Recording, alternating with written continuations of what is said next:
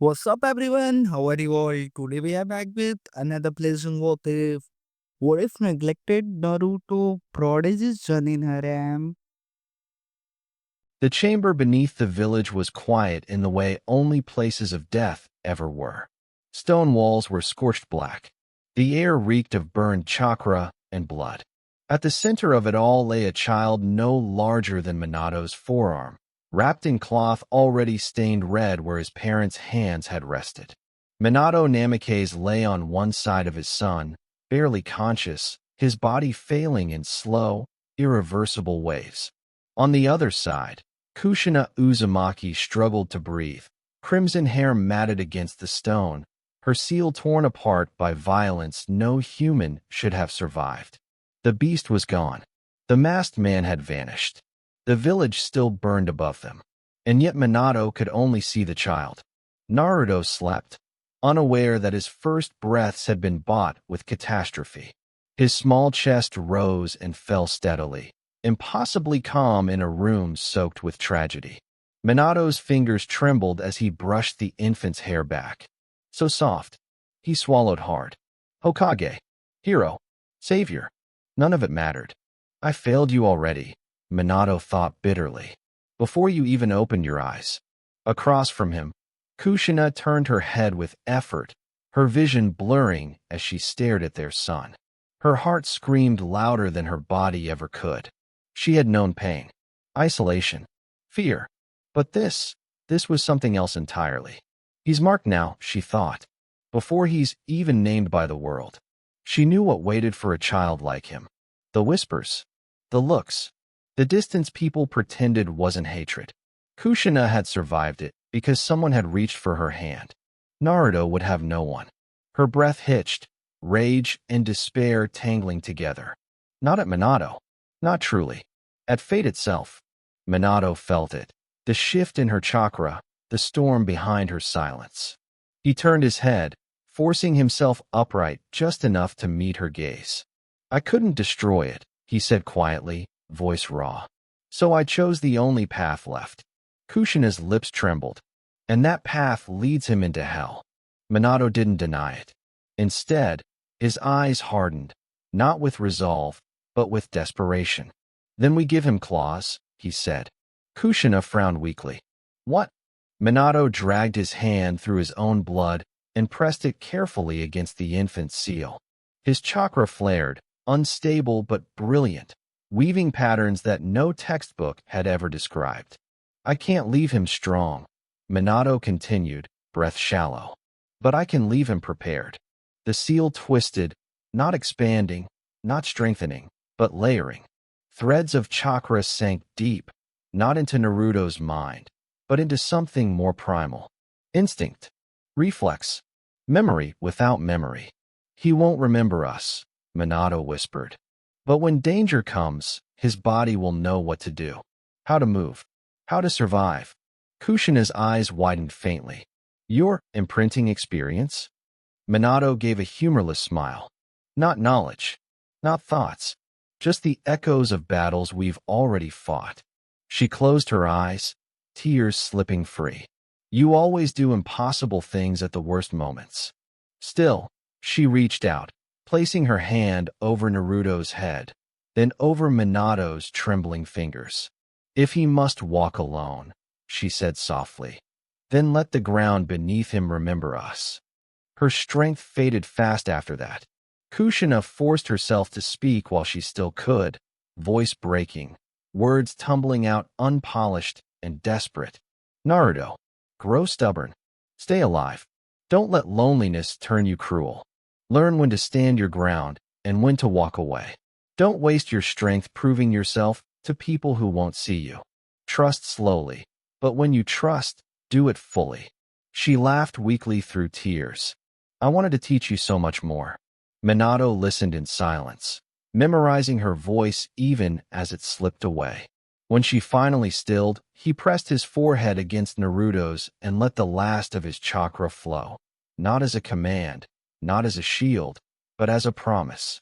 You will endure. Light bloomed once. Then the chamber fell silent. 6 years later, The academy yard buzzed with laughter and anticipation. Children lined up in pairs, eager and nervous, fists clenched, eyes shining with dreams of greatness. Naruto stood among them, hands shoved deep into his pockets. He already knew how this would go. The instructors barked orders, stances, foot placement, balance, but the words slid off him like water.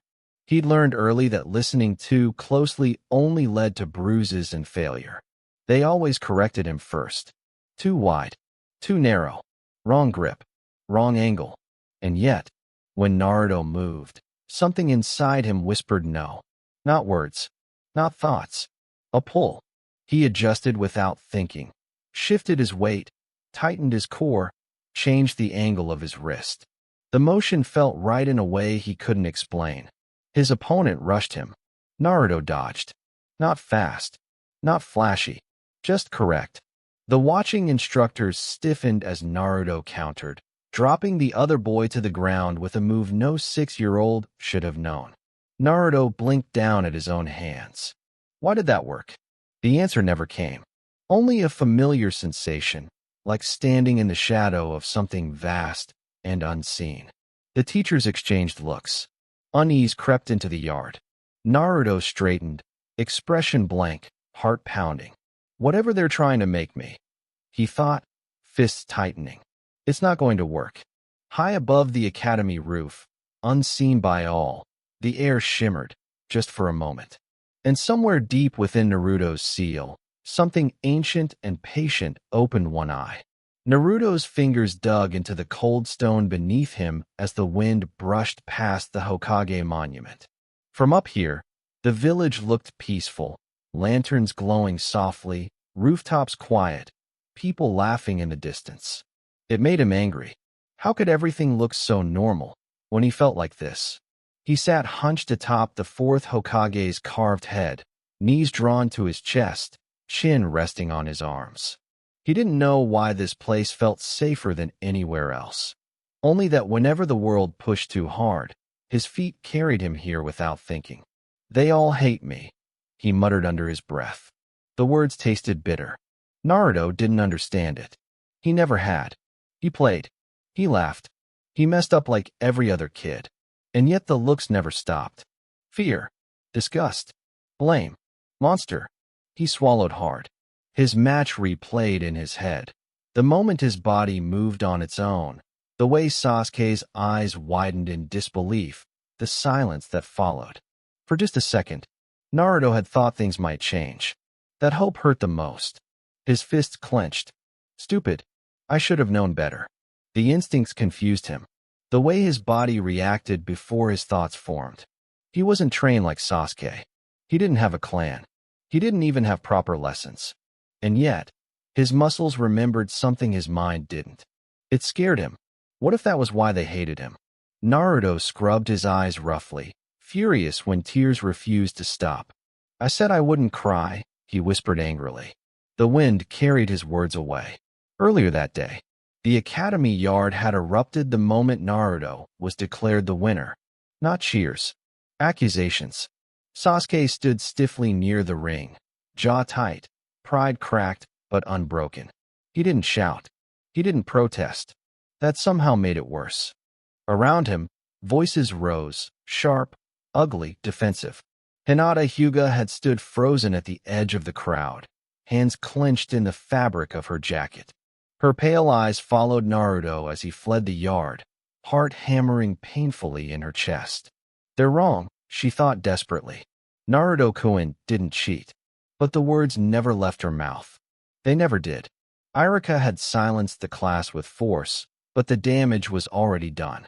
Naruto's back as he ran, slumped, shaking, burned itself into Hinata's memory.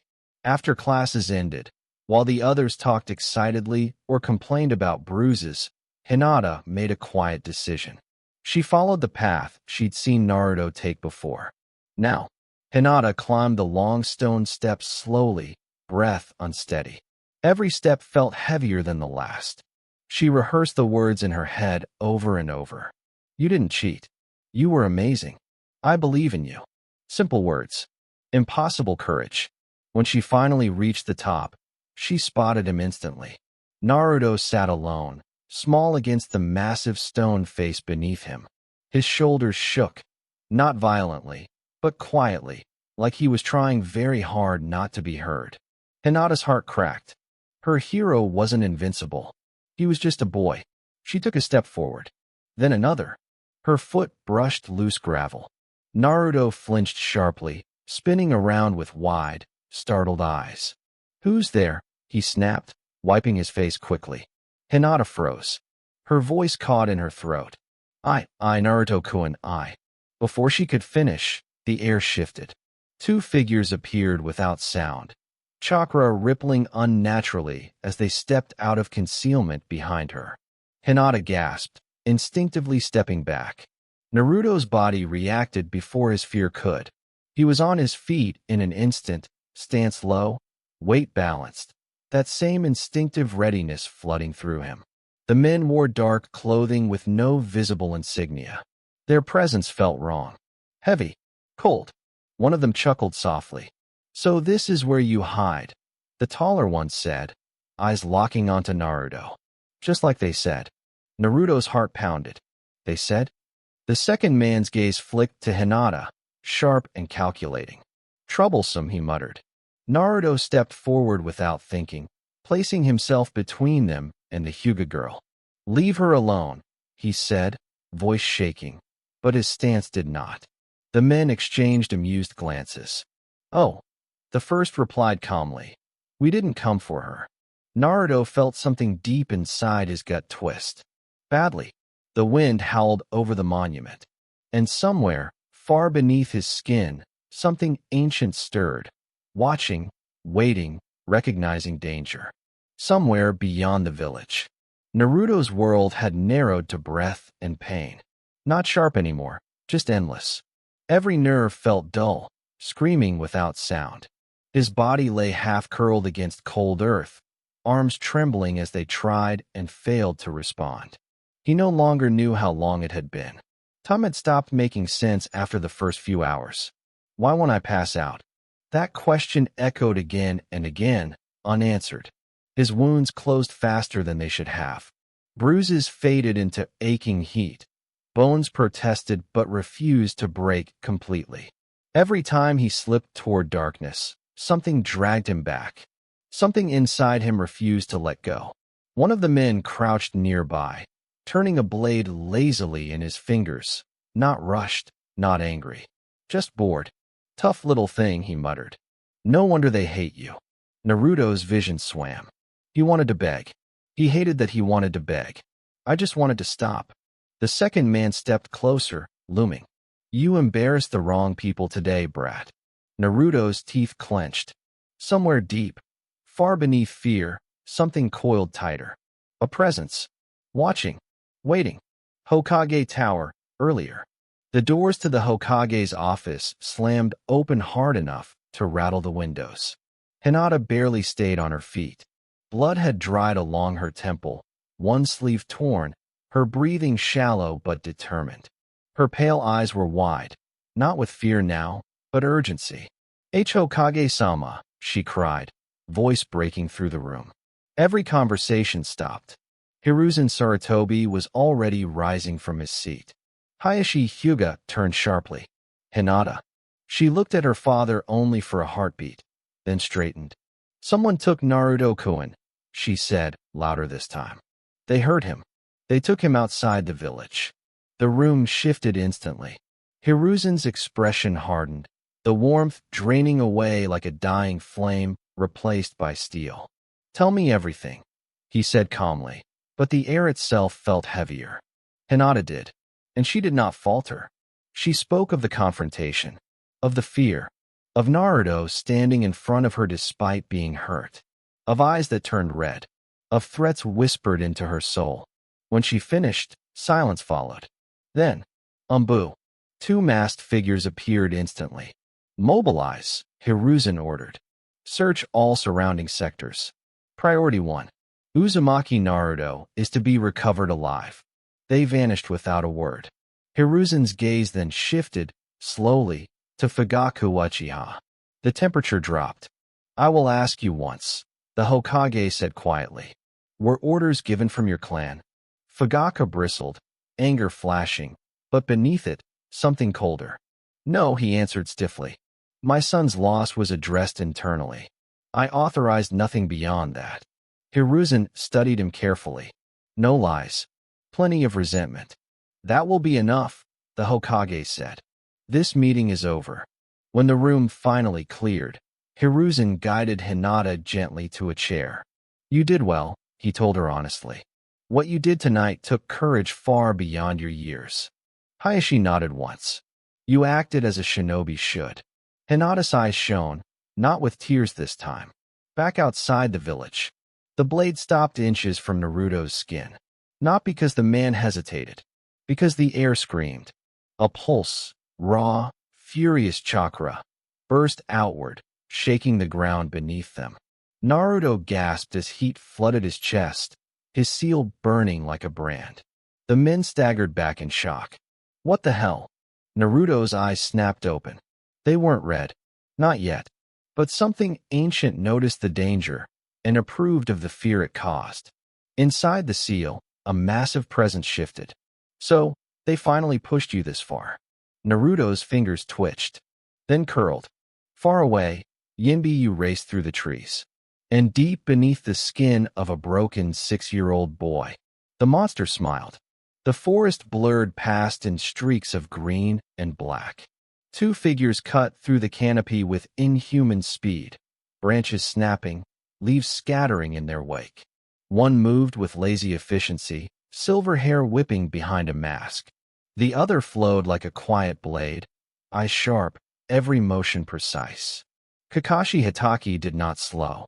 He could feel it, that wrongness in the air, that pressure that made his instincts scream. Please be alive.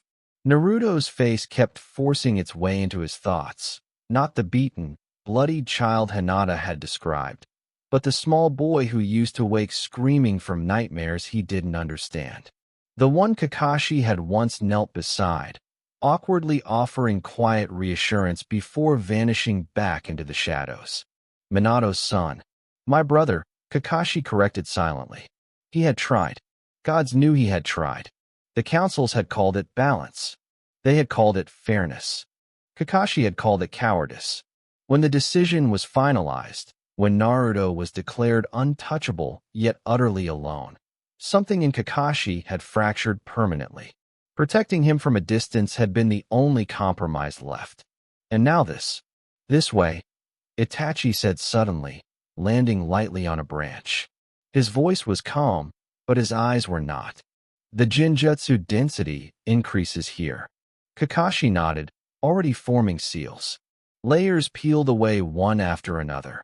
False terrain, warped shadows, paths that looped endlessly. Whoever had built this place had done so with the assumption that only certain eyes would ever find it. Then the illusion broke. A weather-beaten shack stood where nothing should have been. And from inside, a scream. High, raw, broken. Kakashi didn't remember touching the ground. The door exploded inward under his kick. Inside, the world narrowed. Chains, tables, the stench of blood and antiseptic. Naruto, strapped, shaking, alive. The two men inside barely had time to turn. Lightning roared. One fell without a sound, body collapsing before his thoughts could catch up. The other moved, too slow. Itachi intercepted him in silence, eyes glowing, expression carved from stone. Kakashi was already at Naruto's side. It's over, he said, voice low, steady, hands moving quickly. You're safe now. Naruto didn't hear him. The last restraint came loose, and the child bolted. Pure instinct. No thought. No direction. Just away. Damn it, Naruto! Kakashi shouted, spinning and giving chase. The boy ran like something hunted, feet slamming into the earth, lungs burning, legs screaming in protest. Pain meant nothing anymore. Pain was familiar. Stopping was death. Kakashi flashed ahead, landing in Naruto's path and dropping into a non-threatening stance. I'm not your enemy, he said carefully. I swear it. Naruto's eyes were wild. To him, The mask was just another face that hid cruelty. He lunged. A blade flashed, small, stolen, shaking in his grip. Kakashi caught the wrist easily. Stop! Naruto's heel slammed into his side. Kakashi grunted, more surprised than hurt. That footwork. Naruto twisted free, panic-fueling precision that no academy lesson could teach. Every movement flowed into the next, desperate but correct. Too correct. When Naruto came again, Kakashi deflected instinctively and froze. Chakra screamed. Naruto's hand glowed. Not stable, not complete, but undeniably spiraling. Kakashi's breath caught. Sensei? There was no time. He moved, redirecting the wrist downward, disrupting the flow. The chakra collapsed violently, the shockwave ripping through the clearing. Kakashi landed cleanly. Naruto didn't. The boy crumpled, consciousness finally giving way. Silence rushed back in. Kakashi stared down at him, heart pounding, not from the fight, but from the implications. A technique only 3 people alive should know. And a 6-year-old had almost completed it on instinct alone. No one can know, Kakashi muttered, already moving. The ground shifted under careful doton, scars erased, chakra traces scattered. Secrets buried. When he lifted Naruto, the weight, or lack of it, made something twist painfully in his chest. Too light. Far too light. I've got you, he said softly, whether Naruto could hear or not. I won't fail you again. In a flash of movement, they vanished toward the village. Far behind them, in the silence they left behind, something ancient stirred and laughed quietly to itself. Hiruzen watched the boy carefully as the story settled between them. Naruto sat cross-legged on the hospital bed, blanket pulled loosely around his shoulders. For the first time since entering the room, his eyes weren't empty. They were focused, hungry. Hiruzen exhaled softly and continued. Minato didn't retreat, he said. He didn't call for reinforcements. And he didn't abandon the bridge. Naruto leaned forward without realizing it. He knew the enemy outnumbered him badly. Any rational commander would have pulled back, Hiruzen went on. But Minato saw something else. He saw time. Naruto frowned. Time? Yes, Hiruzen replied. He realized that the longer he delayed them, even if he couldn't win outright, the more lives he would save elsewhere on the battlefield. The old Hokage's eyes grew distant. So he stayed. Naruto's fingers curled into the blanket.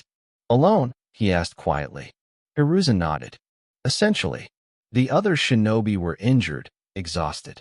Minato ordered them to fall back. Naruto swallowed. What did he do? He asked, voice barely above a whisper. Hiruzen smiled faintly. He fought. Not with rage. Not with fear. But with absolute clarity. He tapped the ash of his pipe into an empty tray. He didn't overpower them. He outthought them. Traps. Feints. False retreats. He made an army believe they were facing something far greater than a single man. Naruto's chest tightened. And when they finally realized the truth, Hiruzen continued. It was too late. Reinforcements arrived. The bridge held. The war shifted. Hiruzen looked back at Naruto then.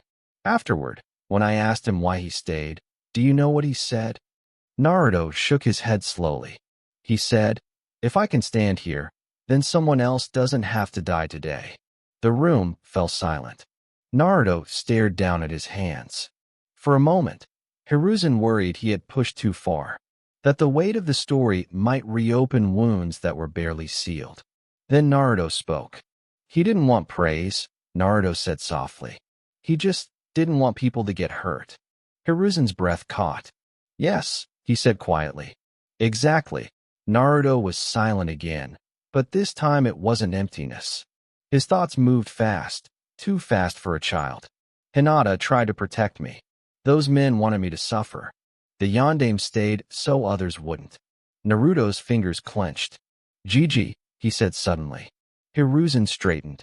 Yes, Naruto-kun? Naruto hesitated, then met the Hokage's eyes directly. Why do people think I'm a monster? The question landed like a blade. Hiruzen had prepared for anger, for fear, even for tears. Not for this. Not for calm. Not for a child asking why instead of begging it to stop. Hiruzen closed his eyes briefly.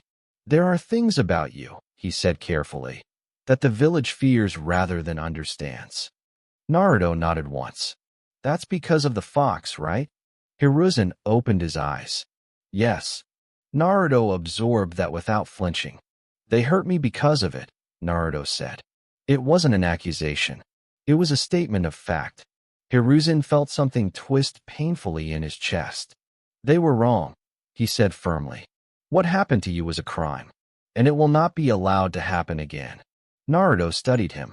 Then, quietly, he asked, if the Yondaime were here, would he hate me too? The question shattered something old and fragile inside the Hokage.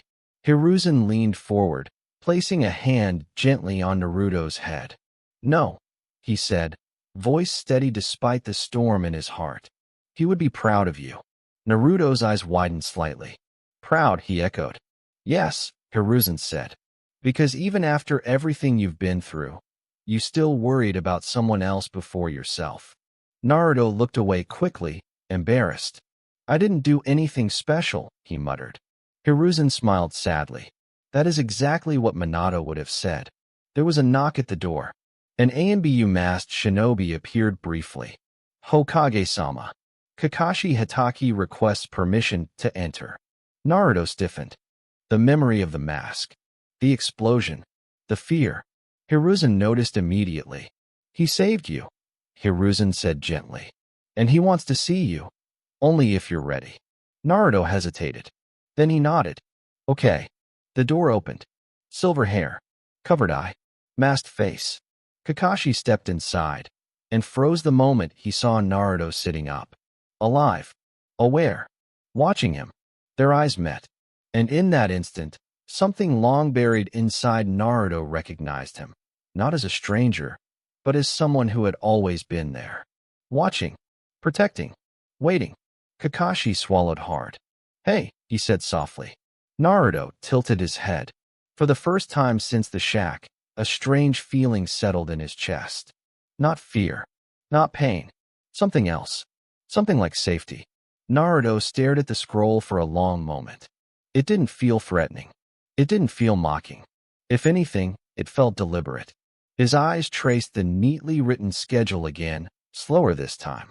The handwriting was clean, disciplined. Nothing like the sloppy notes teachers scribbled when they were trying to fail him. This is a lot, Naruto muttered. Physical training. Taijutsu. Ninjutsu. Chakra control. Weapons. Kenjutsu. Fuinjutsu. His heart began to pound. No one had ever laid out a path for him before. Not like this. The academy told him what he couldn't do. The village told him what he was. But this scroll didn't judge him at all. It simply assumed one thing. That he would endure. Naruto dropped into the chair and rested his elbows on the table, chin in his hands. His mind raced, suspicion creeping in right behind excitement. Who would do this? He whispered. Gigi wouldn't. The Hokage was careful. Too careful. To avoid pushing him too hard or drawing attention. Irika-sensei didn't have access to half of this knowledge. And none of the other teachers would waste their time on him like this. So that left. Naruto's brow furrowed. Someone who knew how shinobi trained. Someone who knew what Naruto lacked. Someone who knew what Naruto could become. His fingers tightened around the scroll. The memory of the hospital room flashed through his mind. Kakashi's masked face, the strange sense of familiarity, the way that man had looked at him like he mattered. Naruto shook his head violently. No, he said aloud. I'm overthinking it. Still, his instincts didn't reject the scroll. They accepted it. That alone scared him a little. He stood up and walked to the small cracked mirror by his sink. The reflection staring back at him looked the same. Blonde hair, whisker marks, skinny arms, but the eyes were different. Not dull. Focused. I said I'd surpass the Yondaime, Naruto said quietly to his reflection. So I can't complain now. He folded the scroll carefully and tucked it into his jacket, right over his heart. Then he glanced at the clock on the wall. 5:41 a.m. Naruto's lips twitched. Guess I better sleep. Elsewhere, in the shadows, Kakashi Hitaki stood on a rooftop across from Naruto's apartment, book unopened in his hand for once. Below, a faint light flicked on and then off again. He exhaled slowly. So you found it, he murmured. The training schedule had taken him hours to finalize. Not because he lacked knowledge, but because he'd agonized over every line. Too much would break the boy. Too little would leave him vulnerable. This was a gamble, one he was willing to make. You don't know it yet, Kakashi said quietly, staring at the stars. But you've been training your whole life already. Survival was a kind of discipline. Pain was a kind of teacher. And Naruto had learned both far too young. Kakashi vanished into the night without a sound. Inside Naruto's apartment, late night. Naruto lay on his bed, arms folded behind his head, staring at the ceiling. Sleep refused to come. Instead, his thoughts drifted back to the bridge, to the story, to Minato standing alone against impossible odds. He didn't quit, Naruto thought. Even when everyone expected him to fall, Naruto turned onto his side. I won't either, he whispered. Deep inside him, behind seals and instincts and sleeping fury, something ancient listened. And for the first time, it did not laugh. It waited. For a long moment, neither of them spoke. The forest was quiet. No birds, no wind strong enough to disturb the leaves. Just two children standing in the aftermath of something far too big for their age.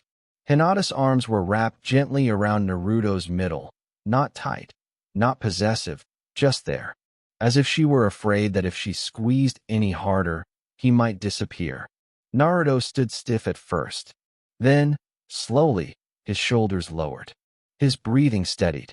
The tight knot in his chest, the one that had been choking him ever since the market, loosened just a little. So this is what it feels like, he thought distantly. To not be alone. He didn't remember deciding to hug her back. His arms simply moved, resting awkwardly against her back, fingers gripping the fabric of her jacket like it was the only solid thing left in the world. Hinata felt it. Her breath hitched, not in fear, but relief. He hadn't pushed her away. They stayed like that until Naruto finally spoke, voice quiet, almost afraid to break the moment. Thank you. Hinata pulled back just enough to look at him, her pale eyes wide. F for what? For not running, Naruto said simply. Hinata blinked, then shook her head, cheeks flushing again. I wouldn't, she said, as if the idea itself was strange. And not from you. That answer hit harder than any blow ever had. Naruto looked away quickly, embarrassed by the tight feeling in his throat. He rubbed at his eyes, pretending there was dirt in them. I'm gonna train, he said abruptly, pointing at the scrolls and supplies scattered nearby. A lot. Hinata followed his gaze and nodded. That's good, she said softly. Why, you were really strong. At the academy. Naruto snorted. Yeah, right. No, Hinata insisted, surprising herself with how firm her voice sounded. Why you were. Naruto stared at her. She didn't look afraid. She didn't look doubtful. She looked certain. Want to stay? He asked suddenly. Why you don't have to help or anything. You can just sit. Hinata's eyes lit up. Oh, really? Yeah, Naruto said, scratching the back of his head. I mean, you already saw everything. Hinata nodded quickly and moved to sit on a nearby log, hands folded neatly in her lap. Ko, her guard, was nowhere to be seen, and for once, she didn't care. Naruto turned back to the chakra control scroll, determination returning. He picked up another leaf, then hesitated.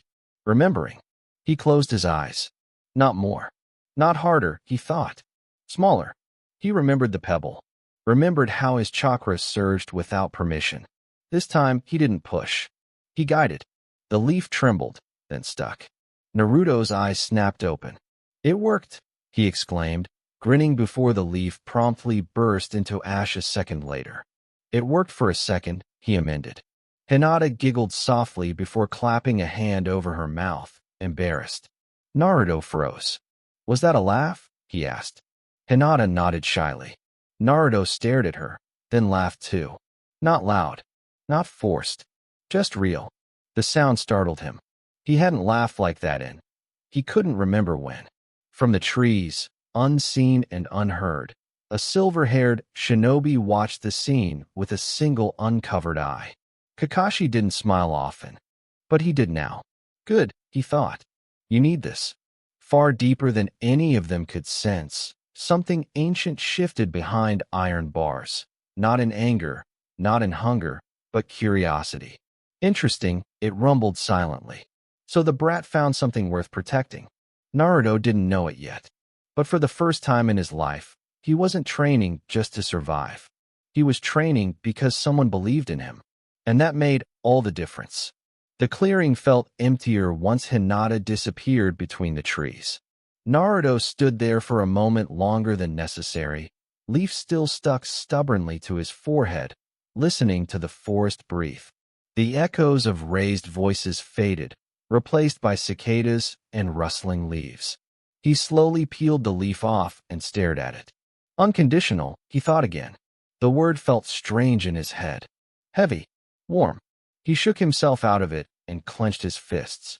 Back to work, he muttered.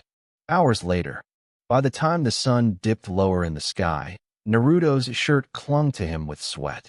Dirt smeared his knees, his hands trembled faintly, and his stomach growled angrily. But he didn't stop. He couldn't stop. He practiced chakra control until his head throbbed, cycling between too much and too little, learning, slowly, how to listen instead of forcing it. Each success lasted only seconds before failure followed, but even that felt like progress. Next came physical conditioning. Push-ups until his arms screamed. Sprints until his lungs burned. Balance drills that left him wobbling and swearing under his breath. Every time his body threatened to quit, something inside him whispered again.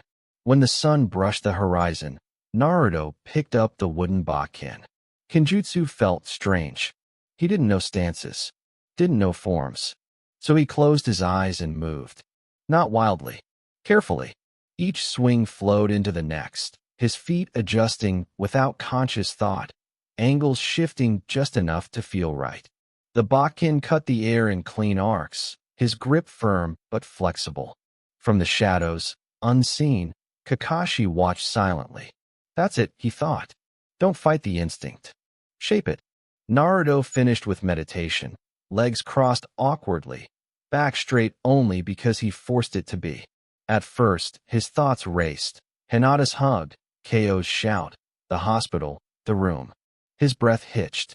But he didn't run. He breathed in, held it, breathed out. Slowly, the images dulled. When Naruto finally opened his eyes, the sky was darkening. Stars peeked through the canopy like scattered embers. He smiled faintly. I did it. Not perfectly, but he did it. Elsewhere, Hyuga compound. Hinata knelt in the training yard, palms slick with sweat, breath steady despite the ache in her limbs. Her father watched her closely. Her movements were sharper than usual, more confident, less hesitant. When she finished the final form, Hayashi nodded once. That will be all. Hinata bowed. Yes, father. As she straightened, she hesitated, then spoke before fear could stop her. Father, Naruto-kun is not a monster. The words hung in the air. Hayashi studied his daughter for a long moment. He said nothing, only turned away and walked back into the compound. But Hinata noticed something. He didn't reprimand her.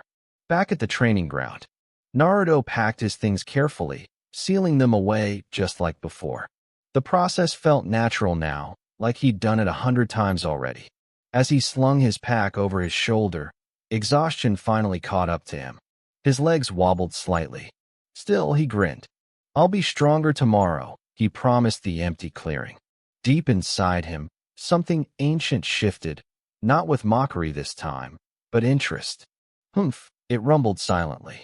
You endure more than I expected, brat. Naruto didn't hear it, but he felt something all the same. A pressure, like being watched, measured. He walked home under the fading light, shoulders sore, body tired, heart lighter than it had been in years. For the first time, the path ahead didn't look endless. It looked possible. Naruto slept like a stone, not the restless, half-waking sleep he was used to, filled with echoes and shadows, but deep, heavy rest that pulled him under before his head even hit the pillow. His body ached in places he didn't know could ache, yet the pain felt earned. When morning came, it came fast. Naruto's eyes snapped open the instant his internal clock screamed late. He rolled out of bed, already moving before thought caught up. Clothes, sandals, scroll, seal pouch, out the door. Early morning, training ground. Dawn barely touched the trees when Naruto arrived, breath fogging in the cool air. The clearing was empty, just the way he liked it. He wasted no time. Like the scroll instructed, he began with Kenjutsu. Naruto gripped the Bakken and exhaled slowly, letting the forest fall away. He remembered the name written in the scroll, Whirlpool of Blades, though he didn't know what it meant or where it came from. He only knew that when he moved, everything clicked. The first kata flowed into the second, then the third. His feet pivoted naturally, weight shifting in smooth spirals. The Bakken hummed through the air, arcs clean and precise. Naruto frowned mid-motion. Why does this feel so familiar? He adjusted instinctively, refining angles he didn't consciously understand. His body corrected mistakes before his mind even noticed them. From a high branch, unseen, Kakashi's single visible eye narrowed slightly. That style, he murmured. So it really is Uzumaki. Naruto finished the hour breathing hard but grinning. Kenjutsu felt right. Like coming home. Weapons training. Kunai and shuriken followed. Naruto lined up stones against tree bark, embedding steel dead center again and again. Static targets were easy, almost boring. Then he aimed at falling leaves. Miss. Hit. Miss. Miss. Naruto growled under his breath. Stupid wind. He adjusted his stance, waited longer, threw earlier. Still inconsistent. But he didn't quit. He marked where he failed. Thought about angles. Speed. Timing. I'll get it, he promised himself. Just not today. Fuinjutsu. This was where time disappeared. Naruto sat cross-legged, scroll open, sealing brush in hand. The moment he began reading, the world narrowed to lines, symbols, and theory. It wasn't just comprehension. It was connection. Concepts snapped together instantly. Chakra pathways. Intent. Purpose. Containment. Release. Seals meant nothing without will. Naruto read past locks that should have stopped him cold, barely noticing as they unraveled under his touch. From far away, a faint pulse rippled through the village's barrier network. In Root's underground chambers, a single eye opened. Meditation, the wall. The final hour was the hardest. Naruto sat in the lotus position, eyes closed, breath steady. Enter the mindscape, the scroll had said. He tried, and slammed into the wall. Again, and again. White. Endless. Smooth. No cracks. No seams. No weakness. Naruto pressed his palm against it, frustration rising. What are you? The wall didn't answer. It endured. Eventually, Naruto sighed and leaned back, staring up at the sky. Fine. I'll ask Gigi. He packed up and headed home, unaware of the quiet approval watching him from the shadows. Hyuga compound, same day. Hinata knelt in the dojo, hands folded neatly in her lap. She waited. Hayashi Hyuga entered without ceremony. Hinata braced herself. Where were you yesterday? He asked calmly. I was training with Naruto-kun, she replied, voice steady despite the familiar knot in her stomach. I know, Hayashi said. Hinata blinked. He continued. Ko informed me of everything. Her breath caught, but no anger followed. Instead, you showed resolve, Hayashi said. And courage. Hinata's eyes widened. I have tried to harden you, he went on, voice quiet but firm. And failed. Perhaps. I was wrong in my methods. Hinata's heart pounded.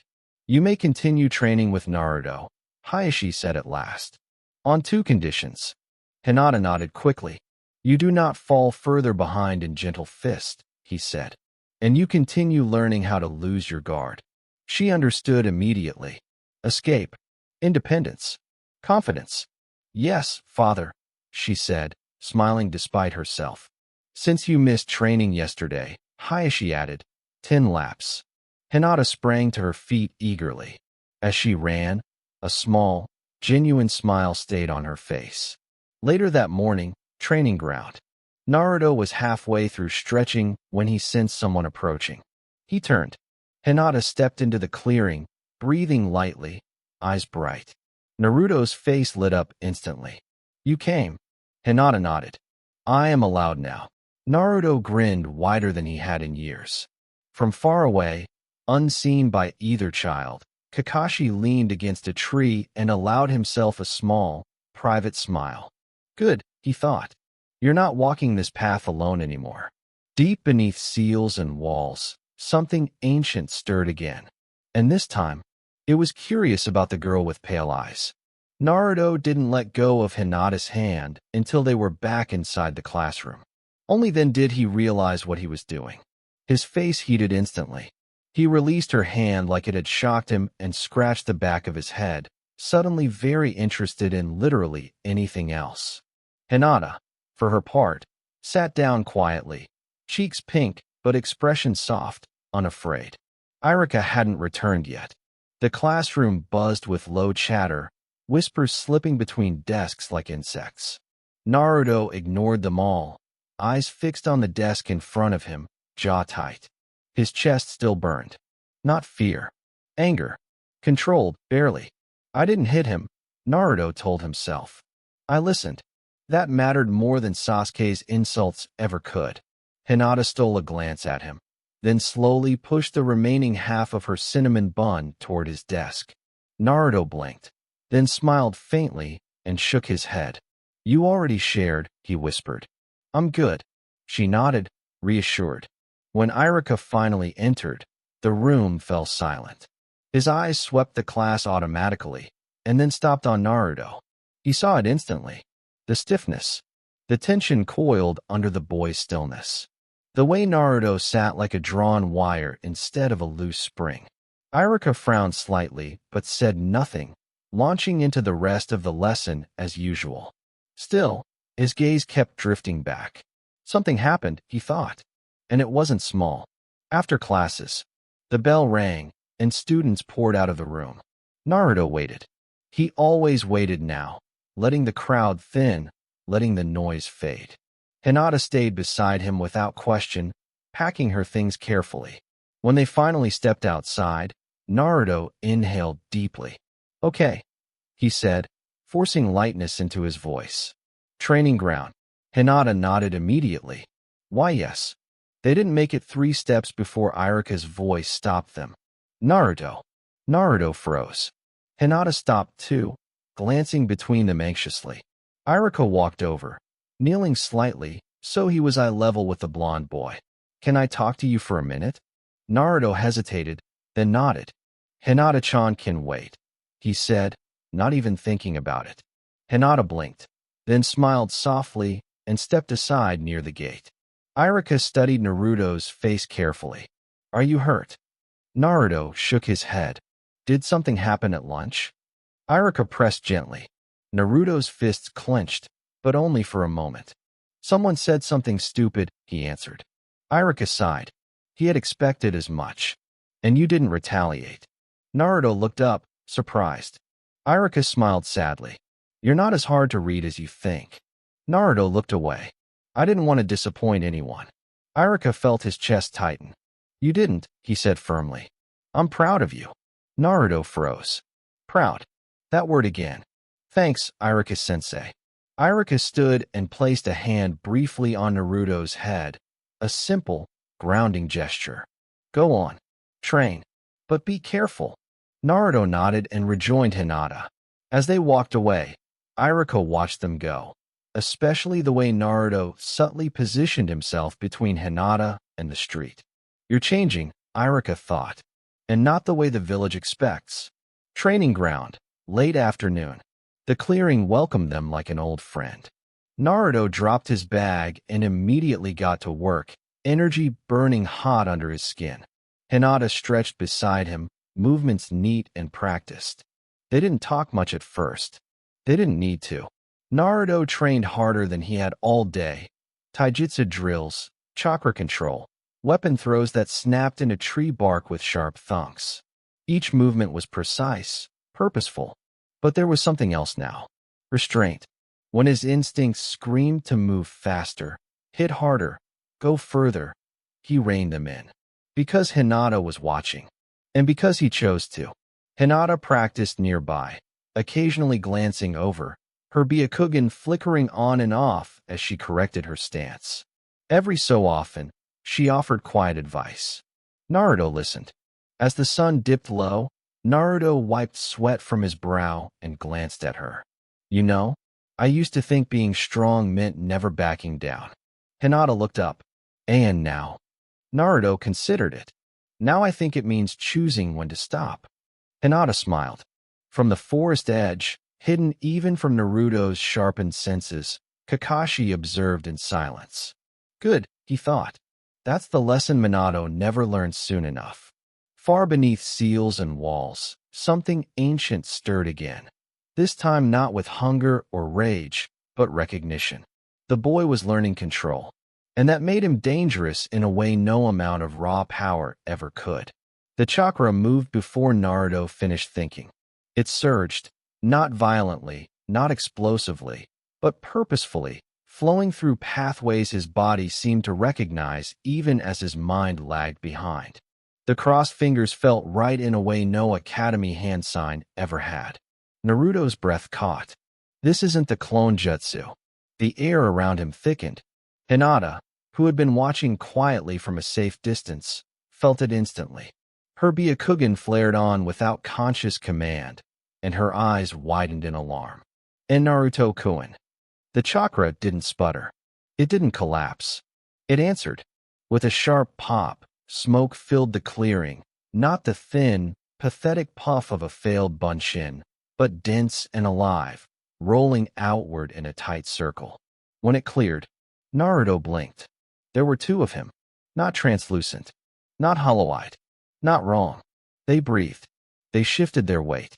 One of them scratched the back of his head in the exact same way Naruto always did when he was confused.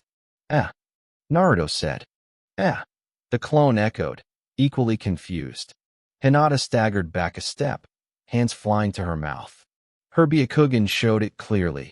Two complete chakra networks, each perfectly stable, each drawing from Naruto's immense reserves without strain. That's not a B-bunshin, she whispered. It's real. Naruto turned slowly, staring at the clone. He reached out and poked it. The clone poked back. Ow. Ow. They both recoiled, rubbing their fingers. Naruto's jaw dropped. I did it, he breathed. I really did it. The clone grinned. We really did it.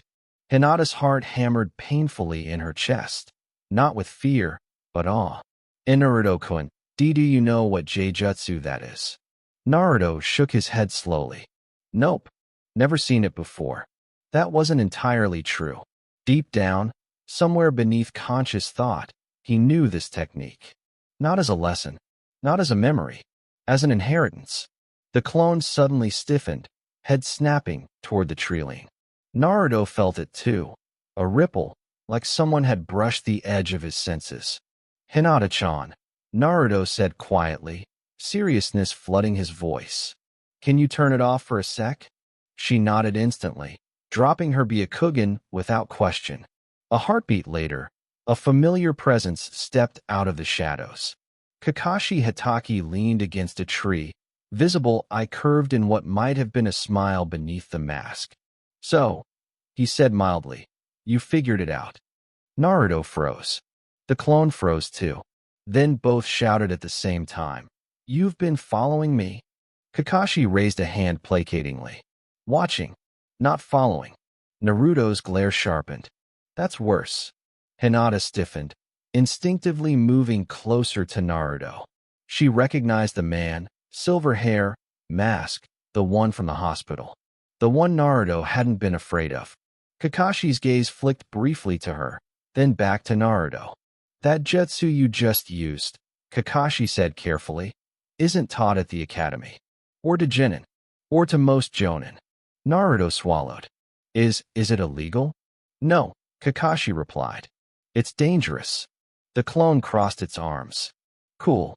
Kakashi sighed. It's called the shadow clone technique, he continued. And it splits your chakra evenly between each body. Hinata gasped softly. Naruto blinked. That's it. That sounds kinda awesome. It is, Kakashi agreed. If you don't die from chakra exhaustion. Naruto frowned. But I feel fine. Kakashi studied him silently for a long moment. Yes, he said at last. You would. Something unspoken passed between them. Hinata looked back and forth, sensing the weight of the moment without fully understanding it. Kakashi straightened. Listen carefully, Naruto. This technique is yours. But you do not show it. Not at the academy. Not to Sasuke. Not to anyone. Naruto hesitated, then nodded. Okay. The clone nodded too. Okay. Kakashi paused, then added quietly. And stop ignoring your instincts. Naruto stiffened. They're not getting in your way, Kakashi said. They're trying to teach you. With that, he vanished. The clone looked at Naruto. So what now? Naruto grinned slowly, something sharp and dangerous lighting behind his eyes. Now, he said, we train twice as fast. Hinata stared at him, and felt a strange certainty settle in her chest. The boy the village feared was no longer just surviving. He was accelerating, and somewhere deep behind a sealed wall of white, something ancient laughed, not mockingly, proudly. Hiruzen did not invite Kakashi to sit. That alone told the Jounin this was not a casual summons. The Hokage stood by the window, back turned, pipe unlit in his hand. The fading afternoon light cast long shadows across the office, stretching Kakashi's silhouette across the floor like a stain. Kakashi, Hiruzen said at last, voice calm, but weighted. How long have you been training Naruto? Kakashi froze. Just for a fraction of a second. Then he shrugged lazily. I haven't. Silence. Hiruzen turned slowly, sharp eyes boring into him. Without a word, he placed the green scroll on the desk between them and slid it forward. Kakashi's visible eye dropped to it and widened. He brought it here? Kakashi asked quietly. He did, Hiruzen replied, and he explained his progress. In detail. Kakashi exhaled through his nose. So much for subtlety.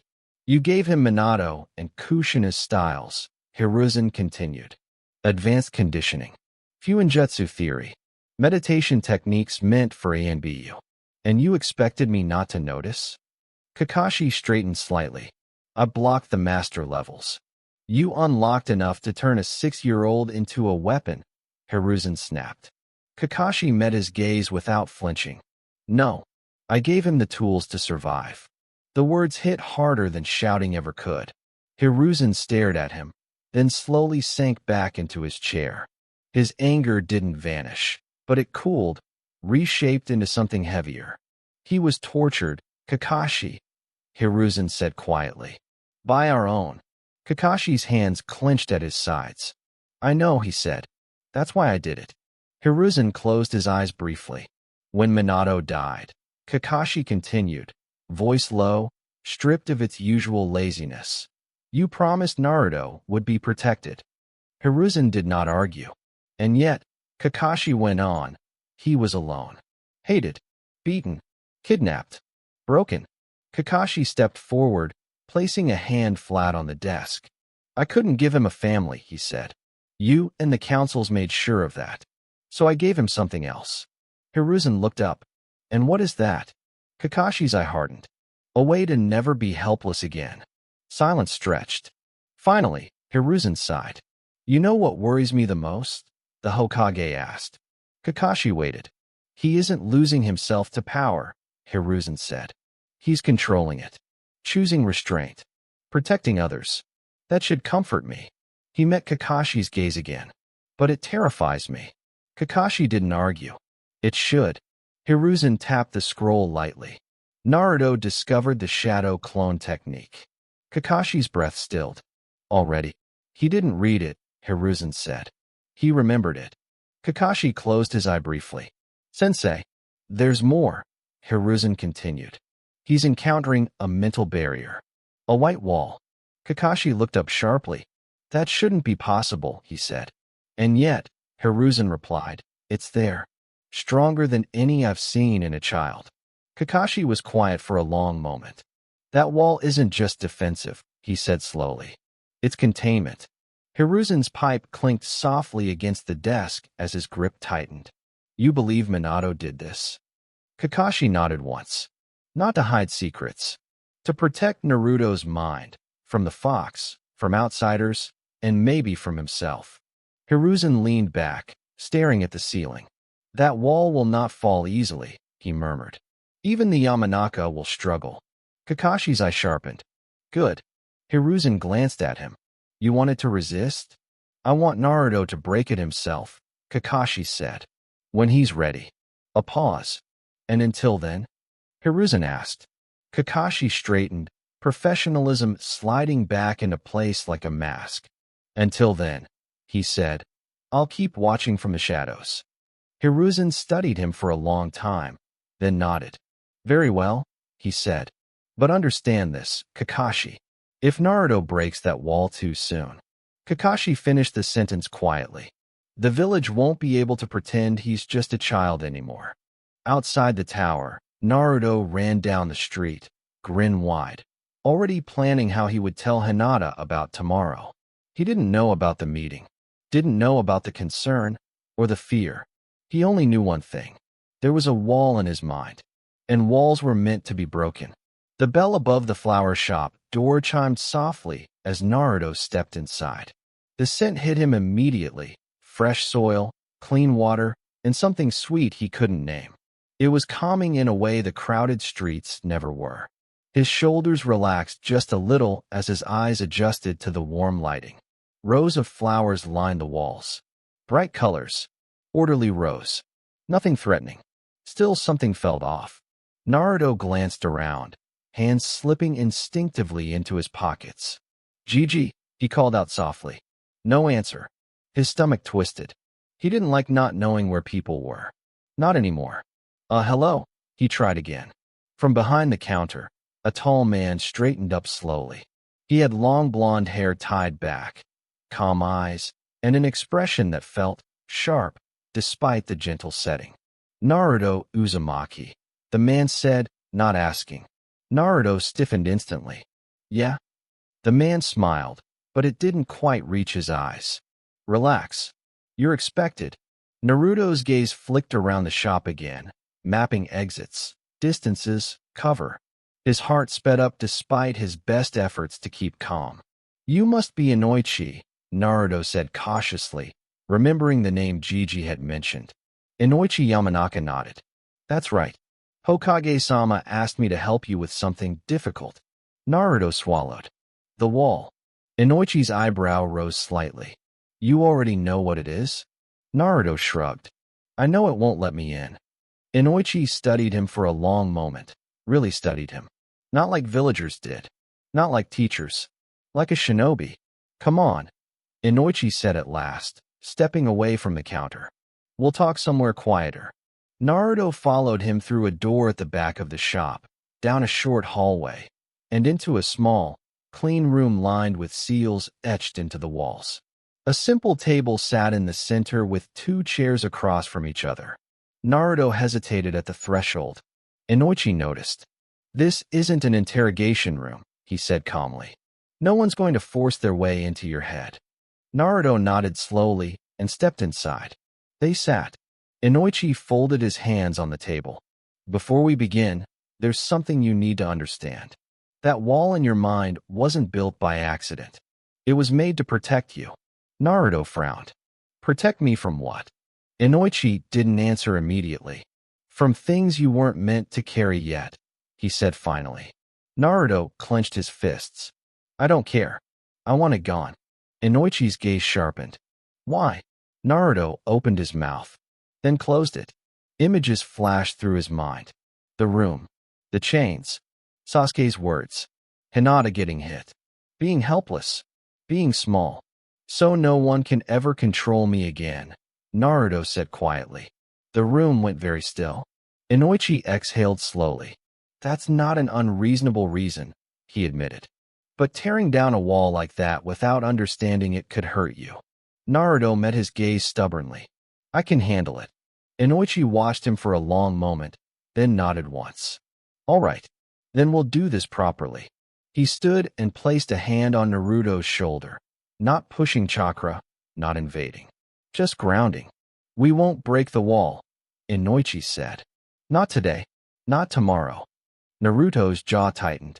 We'll knock, Inoichi continued, and see if it answers. Naruto blinked. That's it. For now, Inoichi replied. Because walls that strong don't crumble from force. He smiled faintly. They open when the person behind them is ready. Naruto leaned back in his chair, frustration and determination warring in his chest. Fine, he muttered. But I'm not giving up. Inoichi's smile widened just a fraction. Good. Because neither are we. Unseen, far above the flower shop, a silver-haired shinobi crouched on a rooftop. I fixed on the building below. And far deeper still, behind white stone and iron will. Something ancient stirred, sensing pressure for the first time in years. Not a crack. Not yet. But a knock. Inoichi's eyes snapped open. The world rushed back into focus. The quiet room, the etched seals on the walls, the faint scent of flowers drifting in from the shop. His hand slipped from Naruto's head as he leaned back in his chair, breathing heavier than he would have liked. Naruto sat up instantly. Well? He demanded, eyes sharp, searching Inoichi's face. Did it work?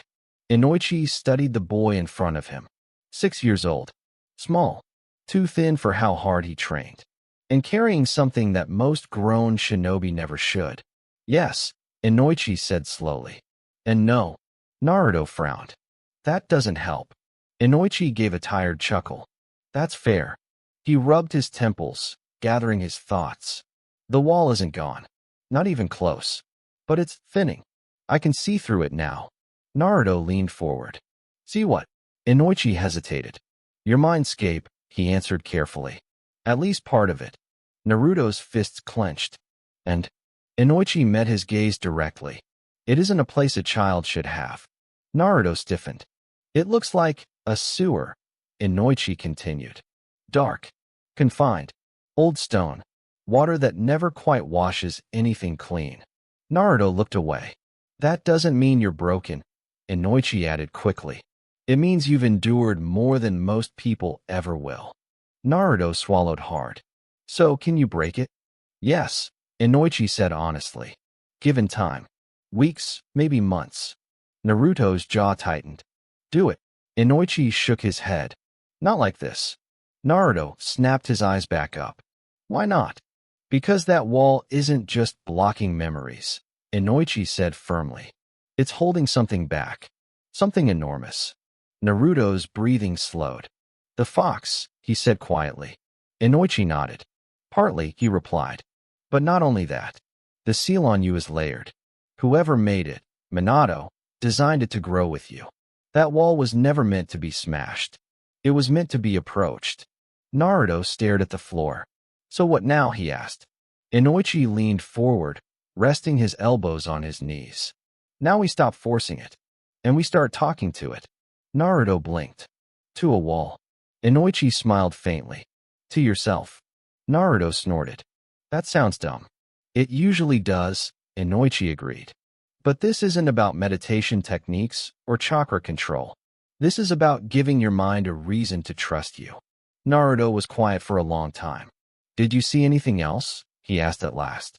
Inoichi hesitated again. I saw chains, he said carefully. Deep inside. Bigger than the space itself. Naruto's fingers dug into the couch. They weren't pulling, Inoichi continued. They were waiting. That sent a chill through the room. Naruto slid off the couch and stood. So you're saying I'm not ready? I'm saying you're not alone, Inoichi corrected. And that matters more. Naruto nodded slowly. Can we keep working on it? Inoichi smiled, tired but sincere. Yes, but we do it safely. No more brute force. Naruto grimaced. I don't really do slow. I've noticed. There was a knock at the door. Inoichi turned as the door opened slightly. Dad, Ino's voice called softly. We're done for today, Inoichi replied. Naruto moved toward the door, then paused. Thanks, he said, not looking back. Inoichi watched him go, unease settling deep in his chest. That wall isn't protecting secrets, he thought. It's protecting the world. Outside the flower shop, Naruto stepped back onto the street, the noise of the village washing over him. For once, it didn't trigger panic, just awareness. He rolled his shoulders and exhaled. A sewer, huh? That explained a lot. Above him, unseen, Kakashi watched from a rooftop, eye narrowing as Naruto emerged. He saw it, Kakashi murmured. Deep beneath Naruto's skin, behind thinning white stone and ancient seals, something vast shifted. Not violently. Not yet. But for the first time, it felt noticed. Inoichi took a slow breath before answering. Because it was never designed to resist outside force, he said carefully. It was designed to resist intrusion. Hiruzen's eyes narrowed slightly. Explain. The wall reacts differently depending on intent, Inoichi continued. If someone tries to force entry, extract information, dominate the mind, or pry, it becomes impenetrable. But when I approached it with erosion rather than invasion, it yielded. He folded his arms. Which tells me something very important. Hiruzen leaned forward. That Minato didn't build it to hide secrets. No, Inoichi said. He built it to give Naruto control. Silence settled in the office. That wall isn't a lock, Inoichi added. It's a threshold. Naruto himself is meant to decide when it falls. Hiruzen exhaled slowly, smoke curling from his pipe. And what did you see behind it? Inoichi hesitated. I didn't fully enter, he admitted. But I saw enough to be concerned. The environment forming behind the wall resembles a sewer system, confined, layered, ancient. That alone indicates severe emotional stress for someone so young. Hiruzen's jaw tightened. There were also restraints, Inoichi continued. Chains. Massive ones. Not actively binding, but present. Waiting. The room grew colder. Kurama, Hiruzen murmured. Likely, Inoichi agreed. But not only the fox. There's something else there. A pressure. A sense of inheritance. Hiruzen's gaze sharpened. Inheritance. Inoichi nodded. I've seen mindscapes touched by Biju before. This is different. Naruto's psyche isn't being overwritten or corrupted. It's reinforced. Structured. He looked directly at Hiruzen. Whatever Minato and Kushina did when they sealed the Kyuubi, they didn't just contain it. They prepared Naruto to live with it. Hiruzen closed his eyes briefly. And his mental state? He asked. Inoichi's expression softened. He's guarded. Hypervigilant. Displays signs of trauma, but also extraordinary resilience. He refuses to speak about the kidnapping. Hiruzen nodded grimly. As expected, he doesn't trust words, Inoichi added. Only actions. And even then, only a few people. Hiruzen thought of a quiet girl with pale eyes and shaking hands. Hinata, he said. Inoichi blinked. Yes, her presence stabilizes him. Significantly. Hiruzen allowed himself a small, tired smile. Then I will not interfere with that friendship. Inoichi hesitated. There is one more thing, Hokage-sama. Hiruzen looked up. When I attempted to speak about the trauma, Inoichi said. Naruto shut down instantly. No fear. No anger. Just distance. He clenched his fist. That level of emotional compartmentalization at his age is dangerous. Hiruzen nodded slowly. Then we proceed carefully. Yes, Inoichi agreed. If we push too hard, the wall won't just resist. It may thicken. Hiruzen sighed. Then we wait. For now, Inoichi said. But Hokage-sama, when that wall finally falls. He didn't finish the sentence. Hiruzen finished it for him. The village will have to face what it helped create. Naruto's apartment, Late night. Naruto lay sprawled on his bed, scrolls scattered around him like fallen leaves. His eyes burned. His back ached. His stomach growled. And he had never been happier. He flipped another page, eyes sparkling as diagrams of complex space. Time movements filled his vision, not understanding them fully, but recognizing them. So cool, he whispered. He didn't notice when his breathing slowed. Didn't notice when his chakra settled. Didn't notice when, for the first time without trying, his awareness slipped inward. The white wall appeared again. But this time, it didn't feel solid. Naruto stared at it in his mind, heart pounding. "You're still there," he muttered. The wall didn't respond. But somewhere deep beyond it, something breathed. And for the first time since the night of his birth, the beast did not snarl. It listened. Kurama stared. Really stared. He had expected laughter, mockery, fear, rage, screaming, begging, hatred. Those were the only reactions humans ever had when they finally understood what lived inside them. Instead, the runt tilted his head, accepted the name, and treated it like a handshake. "You are strange," Kurama said slowly. Naruto shrugged. "I get that a lot." Silence stretched between them, heavy but not hostile. The milky red light pulsed faintly with Naruto's breathing, the sewer walls no longer shifting wildly like before. Something had stabilized. Kurama noticed.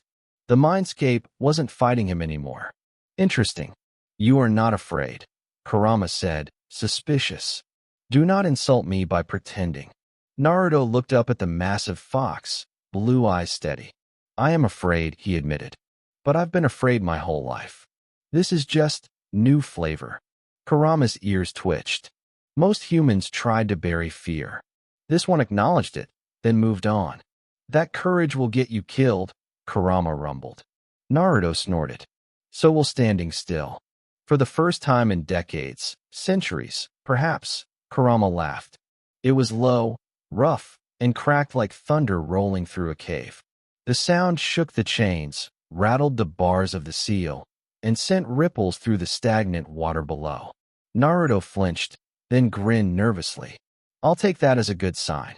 Kurama's laughter faded, replaced by a sharp, predatory smile. "Do not misunderstand, brat. I am not your ally." Naruto nodded. "Yeah, but you're not punching me right now either." Kurama's eyes narrowed. "Fair." Naruto glanced down at the water at his feet. "So, I should probably wake up, right? People get worried when I sleep too long." Kurama watched him carefully. "You are leaving?" "Yeah," Naruto said. "But I'll be back. Eventually." Kurama scoffed. "You assume you will always be allowed entry." Naruto smiled. Not cocky, not naive. Determined. "I've broken once," he said. "I'll figure it out again." Something old and dangerous stirred behind Kurama's gaze. "Very well, Naruto Uzumaki," Kurama said, testing the name. "Go. Grow. Survive." The chains creaked softly. "When you return," Kurama continued, voice dropping, "we will see whether you are worthy of standing here as more than a jailer." Naruto met his eyes and nodded once. "Deal." The sewer began to blur. The red light faded. The walls dissolved into white mist. As Naruto's consciousness pulled away, Kurama spoke one last time. Quietly, so quietly it almost felt like a thought. "You remind me of him." Naruto didn't hear it. Naruto's apartment, morning. Naruto bolted upright in bed, gasping. His heart pounded. Sweat soaked his shirt. His hands trembled. But he was smiling. "Kurama," he whispered. He swung his legs off the bed, energy buzzing through his veins. Not wild, not explosive, but aware. For the first time, the chakra inside him felt present. Not pushing, not screaming. Watching. Naruto clenched his fist. "So that's what you are," he murmured. "Guess that explains a lot."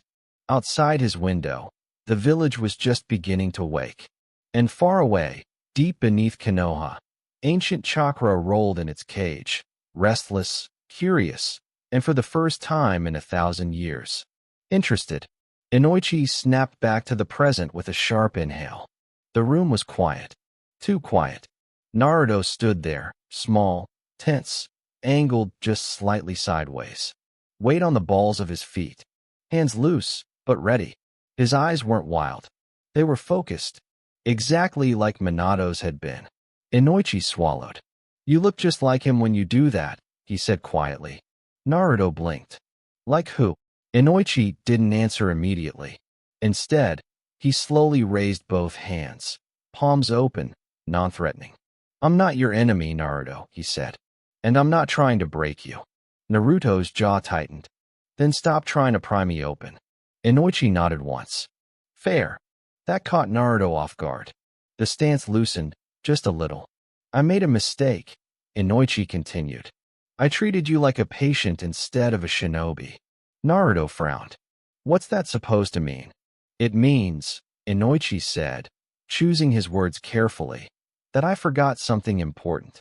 Shinobi don't open up because they're told to. They open up because they choose to. Naruto's fists slowly unclenched. So you're gonna stop? He asked suspiciously. Inoichi exhaled. Yes. Naruto stared at him. Just like that. Yes, Inoichi repeated. I won't ask you to talk about what happened anymore. Naruto waited. When nothing else came, he muttered, Huh. Inoichi allowed a faint smile. That doesn't mean I won't be here if you do want to talk. Naruto scoffed. Don't hold your breath. I won't, Inoichi said calmly. But I'll keep the door open. Silence settled again, this time not tense, but wary. Inoichi gestured toward the couch. Shall we finish what we came here to do? Naruto hesitated, then nodded once and sat. Same as before? Naruto asked. Yes, Inoichi replied. This time, I'll remove the last layer. But after that, the rest will be up to you. Naruto didn't ask what that meant. He already knew. Inoichi placed his hand on Naruto's head once more, slower this time. More careful. Mind erosion jutsu. Inside Naruto's mind, the sewer was clearer now. The walls had color, texture, cracks. The water reflected faint red light, instead of swallowing it whole. And the white wall, it was thin, translucent, more like frosted glass than stone. Naruto stood before it, heart pounding. Behind it, something vast shifted. Not violently, patiently. Naruto reached out. The wall didn't resist. It receded, like a breath being let out. Back in the room, Inoichi pulled back sharply, nearly stumbling as he broke contact. Naruto opened his eyes at the same time. For a moment, neither spoke. It's gone, Naruto said quietly. Inoichi nodded, breath unsteady. Yes. Naruto looked down at his hands. He could feel it now. Not the fox, not directly, but the space, the depth, the weight of something sealed and watching. Inoichi studied him closely. How do you feel? Naruto considered it. Same, he said. Just clearer. Inoichi let out a breath he hadn't realized he was holding. That's good. Naruto stood. We're done then. Yes, Inoichi said. For now. Naruto paused at the door, hand on the handle. You knew him, Naruto said suddenly. Inoichi stiffened. Knew who? The guy you said I look like, Naruto replied, not turning around. Inoichi closed his eyes briefly. Yes, he said. I did. Naruto nodded once. Figures. He opened the door and stepped out. Inoichi watched the door close, unease settling deep in his chest. Minato, he thought. He's walking the same path. Somewhere deeper still. Chains creaked. A vast eye opened in the darkness. So, Kurama rumbled, voice echoing through the mindscape. The wall is finally gone. Naruto stood before the cage, arms crossed. Yeah, he replied. Guess it's just us now. Kurama's grin was slow. Dangerous. This is where most humans break, the fox said. When there is nothing left between them and the truth. Naruto met his gaze. Good, he said. I hate secrets. Kurama laughed, low and amused. Then sleep well, Naruto Uzumaki, he said. Tomorrow. The chains rattled softly. We begin. Naruto hit the ground hard, breath ripping out of his lungs as pain exploded through his back.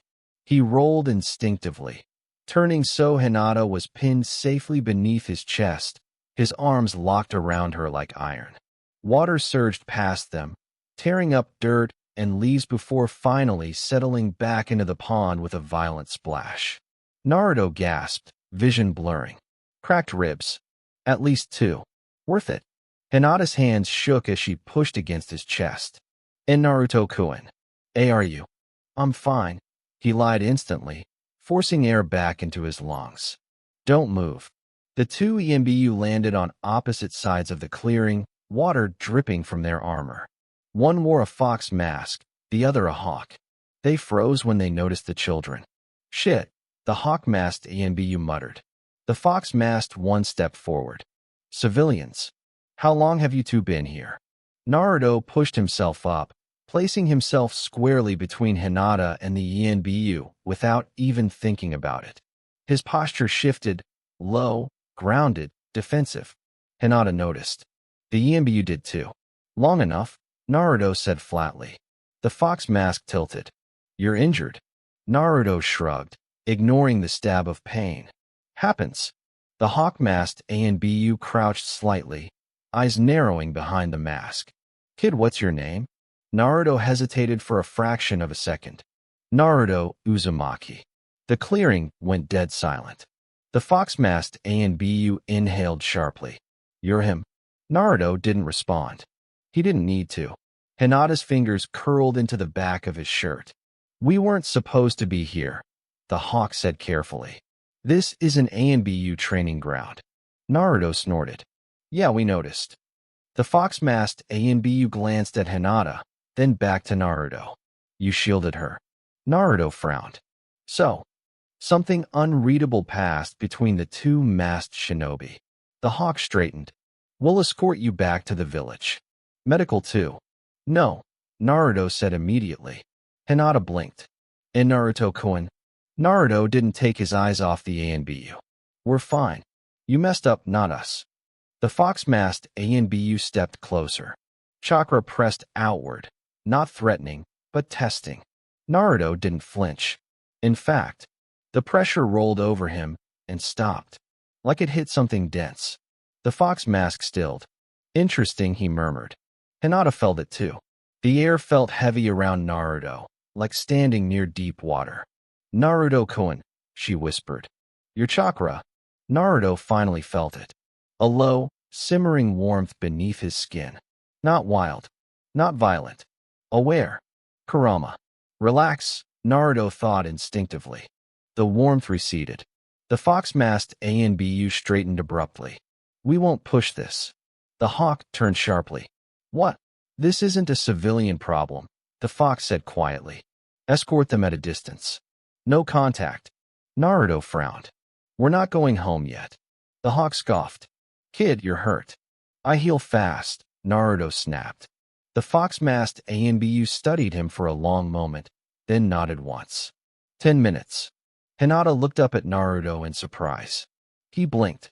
Really? 10, the fox repeated. Then we will intervene. Naruto hesitated, then nodded. Deal.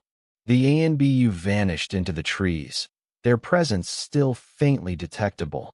Hinata stared at Naruto, eyes wide. How did you do that?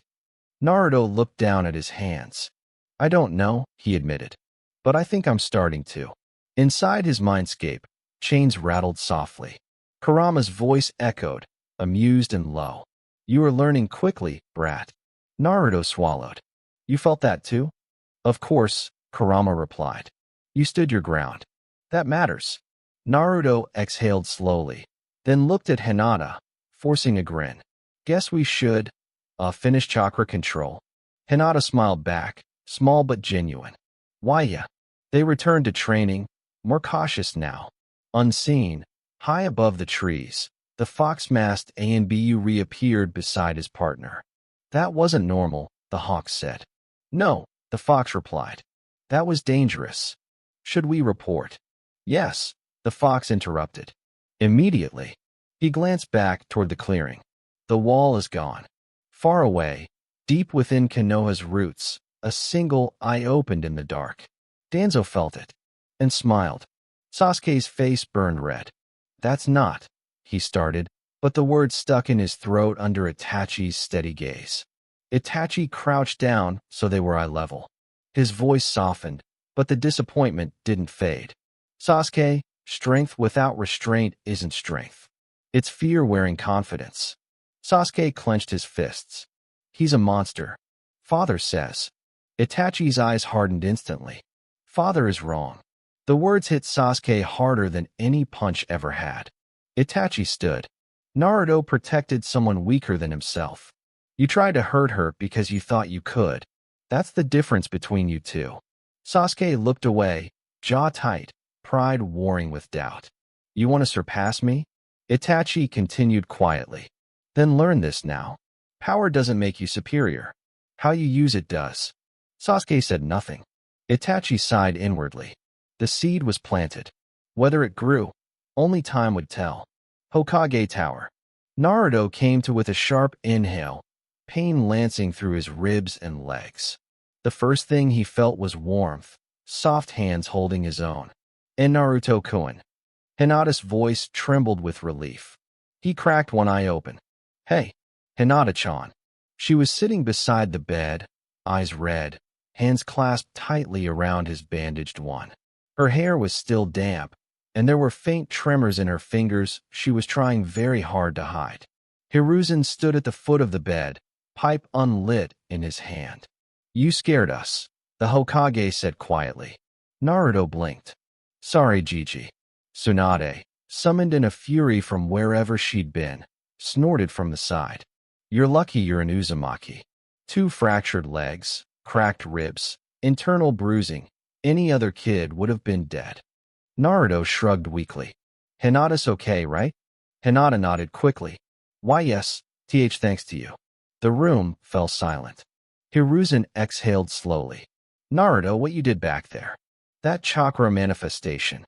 Naruto stared at his bandaged hand. I didn't mean to do it. I know, Hiruzen said. That's what concerns me. Naruto looked up sharply. You reacted on instinct, Hiruzen continued. And something answered. Hinata squeezed Naruto's hand without realizing it. He squeezed back. Am I in trouble? Naruto asked. Hiruzen smiled faintly.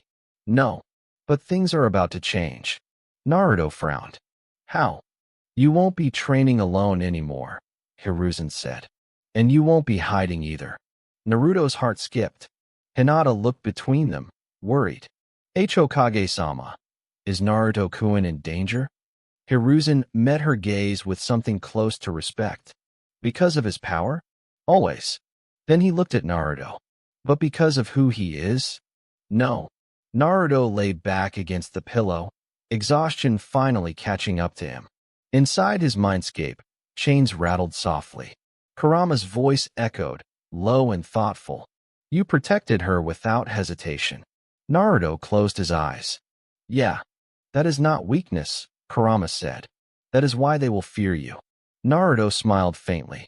Outside, Hinata leaned closer, resting her forehead gently against Naruto's arm. I am glad why you're okay, she whispered. Naruto turned his head slightly. Me too.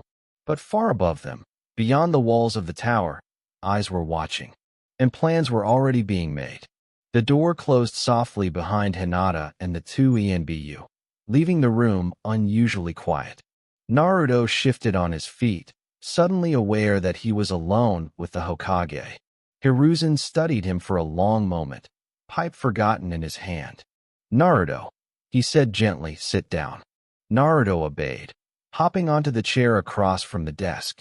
He swung his legs slightly, trying to look relaxed, but his instincts were prickling. This wasn't a scolding, not exactly. What you did today, Hiruzen began, was dangerous.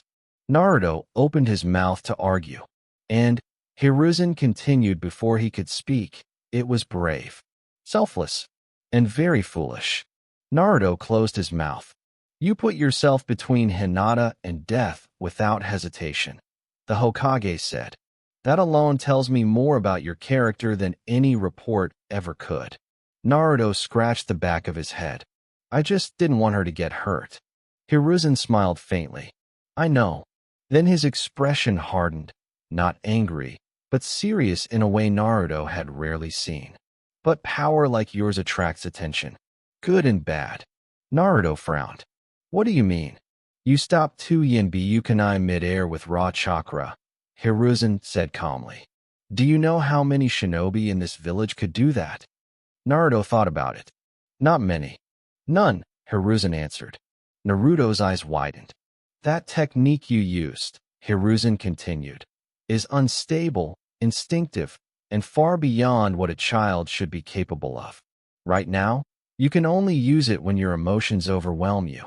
That's dangerous, to you, and to anyone near you. Naruto looked down at his hands. Am I going to hurt someone? Hiruzen's voice softened immediately. Not if I can help it. He leaned forward. From now on, your training will no longer be completely unsupervised. Naruto stiffened. Am I grounded? Hiruzen chuckled quietly. No, but certain people will be watching more closely. Naruto didn't like how that sounded. There are those in this village who see power and think only of how to use it, Hiruzen said carefully. They do not care about who you are, only what you are. Naruto's jaw tightened. Like the people who hurt me. Hiruzen's eyes darkened. Yes. Silence stretched between them. Gigi, Naruto said quietly. Am I a weapon? Hiruzen closed his eyes for a brief moment. No, he said firmly. You are a child. A shinobi in training. And someone who deserves a chance to grow up. Naruto searched his face, looking for a lie. He didn't find one. Hiruzen stood. You will continue training. But some techniques, especially anything involving chakra manifestations, you will not practice without. That's all for now. If you enjoy them, please like, share, and do comment.